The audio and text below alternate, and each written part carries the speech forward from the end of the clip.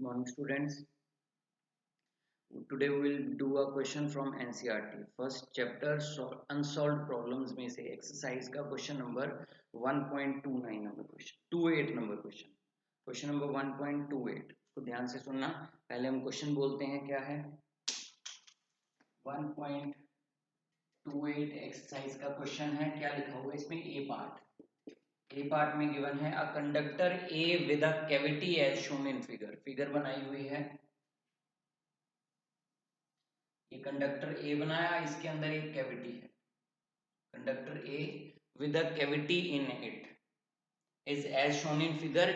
It is given some charge capital Q. इसको कुछ charge दिया हमने, प्लस कैपिटल क्यू चार्ज दे दिया, तो कंडक्टर एब्जॉर्ब कर लेगा। कंडक्टर की टेंडेंसी है ना चार्ज एब्जॉर्ब करने की, so conductor will absorb this charge. अब आगे क्या लिखा है? Show that the entire charge must appear on outer surface of conductor.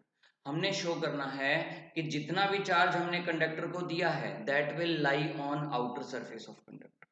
मतलब इसके अंदर ये जो चार्ज दिया है ना आपने प्लस क्यू, अगर हम कहें कि in between the conductor distribute हो गया ये, तो ये गलत होगा। This will be wrong.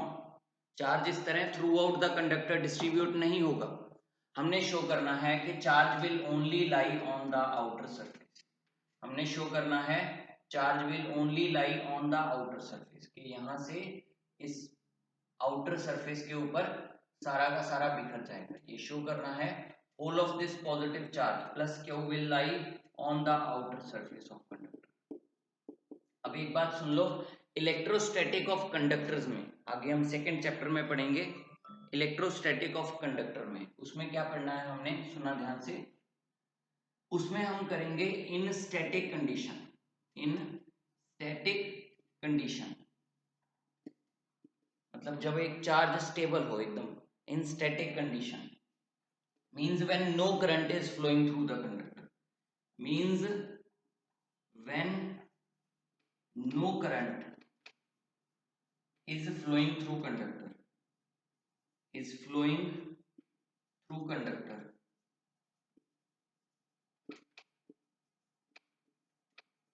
तो कंडक्टर के अंदर इलेक्ट्रिक फील्ड जीरो होगी। Then electric field in conductor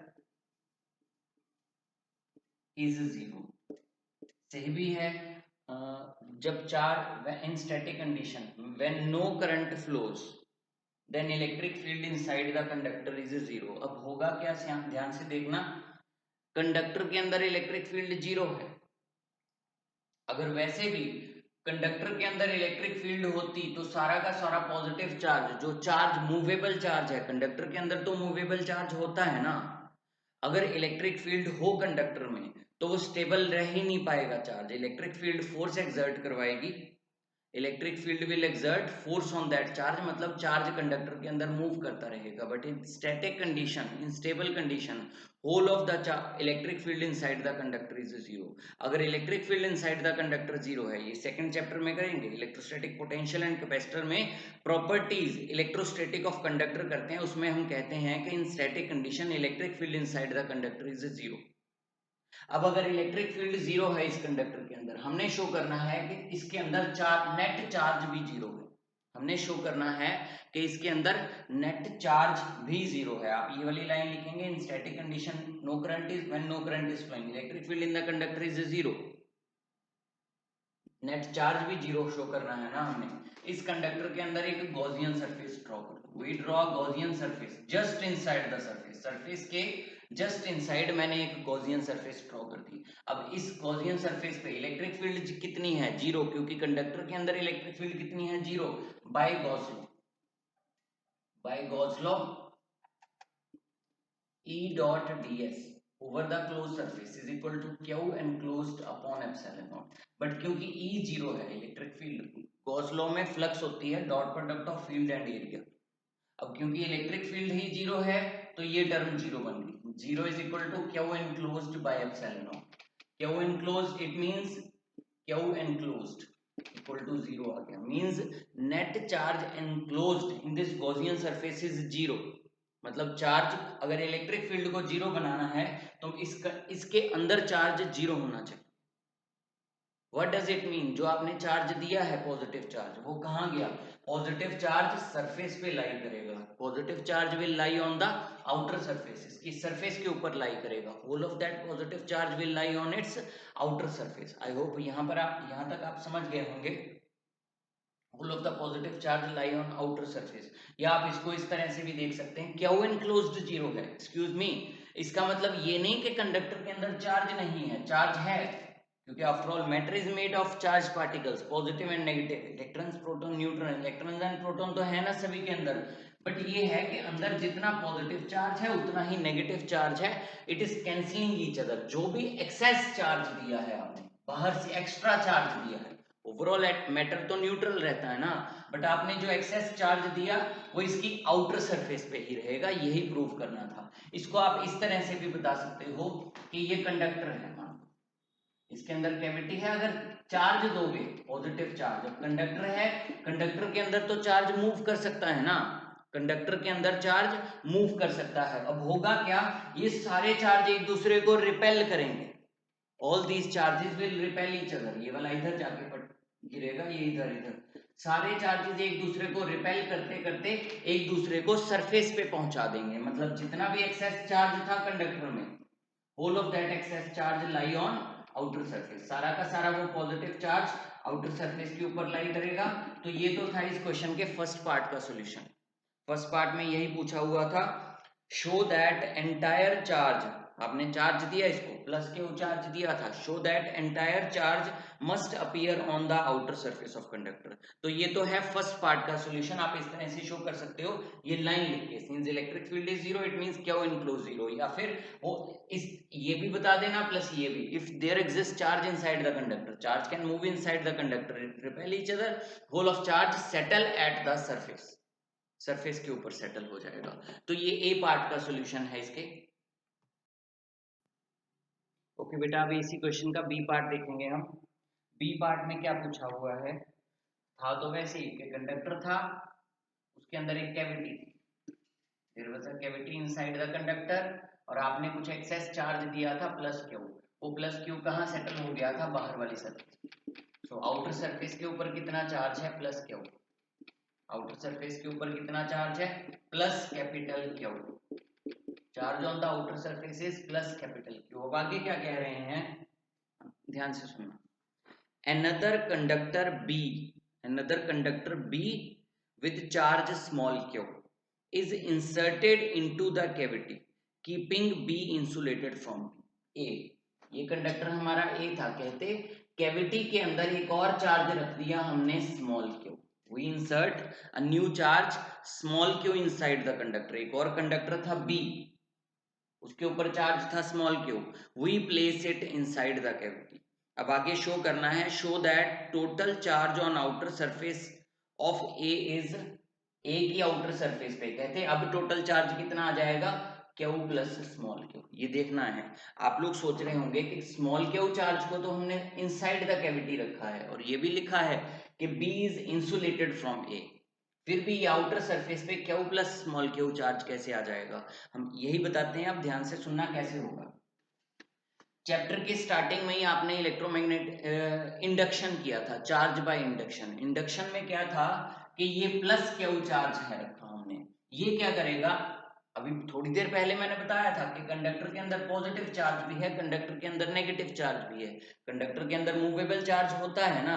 तो क्या हुआ, इस पॉजिटिव चार्ज ने इसके बीच में से नेगेटिव चार्ज को खींच लिया अपनी तरफ, अट्रैक्ट करेगा ना, जो सेंटर पे रखा है हमने प्लस क्यू चार्ज, जो सेंटर पर प्लस क्यू चार्ज रखा है, वो क्या करेगा, नेगेटिव चार्ज को अपनी तरफ अट्रैक्ट करेगा।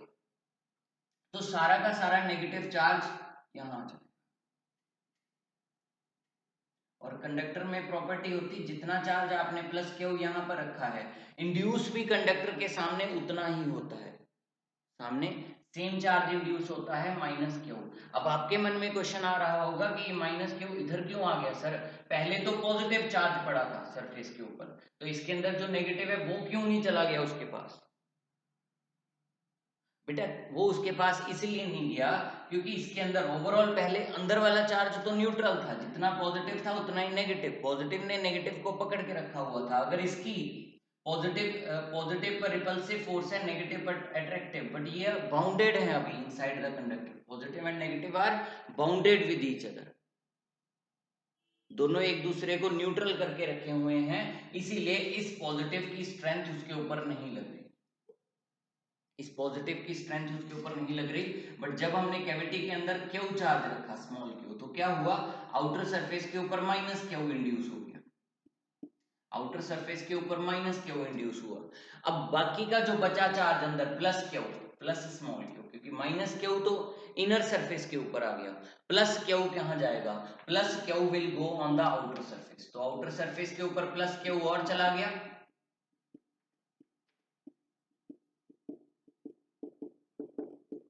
Total charge on outer surface अब कितना हो गया, क्यू प्लस स्मॉल क्यू। यही हमने शो करना था। हम लिखेंगे कैसे इस क्वेश्चन को, we will write that when we will place small q in between the cavity, then by induction on inner face of cavity minus q charge will induce and plus q charge will induce on the outer surface, so total charge on the outer surface will become q plus small q, total charge on the outer surface will become Q plus small Q. अब आप लोग कहेंगे कि अभी भी अब stable equilibrium तो हो गया, क्या अब भी field inside the conductor zero है, तो हम देख लेते हैं।